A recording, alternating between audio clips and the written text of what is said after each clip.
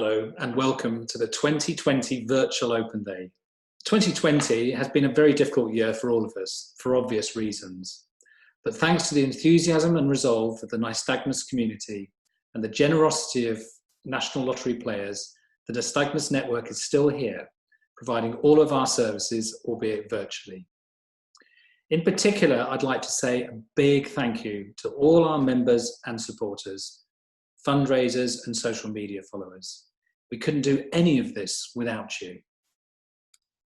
Speaking of fundraisers, I must mention Mike Larkham, who tonight is our guest speaker in the Night In with the Nystagmus Network. Mike, originally from Southampton and now living in Australia, walked the entire length of nearby North and South Island of New Zealand, which is about 3,000 kilometres. And he did this from December 2019 to March 2020. His walk for Wiggly Eyes raised almost £2,500 and a significant amount of awareness along the way. Mike has Nystagmus himself, as does his little nephew Archie, whom he's sadly not yet been able to meet due to travel restrictions, but hopefully that will change soon. Alicia and George Patel walked or ran 1,000 kilometres during lockdown for their little son Rory and raised £1,000. Millie, Zoe and Toby Greenslade ran or cycled 100 miles each in 30 days, a great way to spend their allocated time outdoors.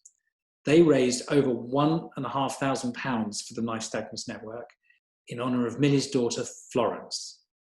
And Claire Mason finally completed her much postponed skydive for the Nystagmus Network. She raised £420 and made her son Zach very proud. Both Claire and Zach have Nystagmus. Nystagmus Awareness Day was held on the 20th of June this year. Despite the restrictions still in place, our supporters were out in force. Trudy Urquhart, her son Tyler, and even the dog walked 100 kilometres and raised £335. We had the usual huge response to your amazing Nystagmus stories, and 50-year-old Wilson won the wobbly photography competition and broke everyone's heart with the view from his bedroom window.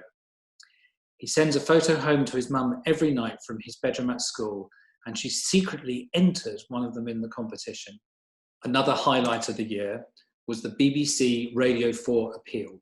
Broadcast on Sunday the 5th of July and presented by TV producer, presenter and now author Richard Osman, the Nystagmus Network BBC Radio 4 appeal has raised £10,000. Richard was kind enough to say that it was an absolute pleasure to be able to support the charity in this way. And I'd also like to thank Sue Ricketts, who almost single-handedly organised this. It was a fantastic event.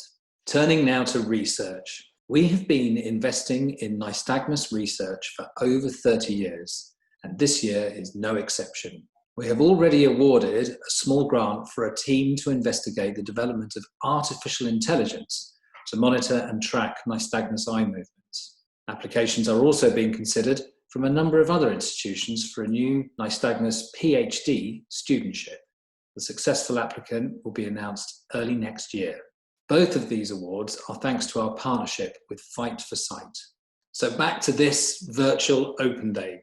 Over the years, the charity has hosted over 35 annual open days, and 2020 wasn't going to stop us. So here we are delivering our very first virtual open day. We hope you enjoy it.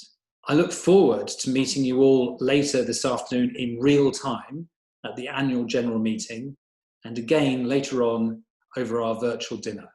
Most of all, I look forward to when we can all meet together in person. Let's hope that's next year. Thank you very much.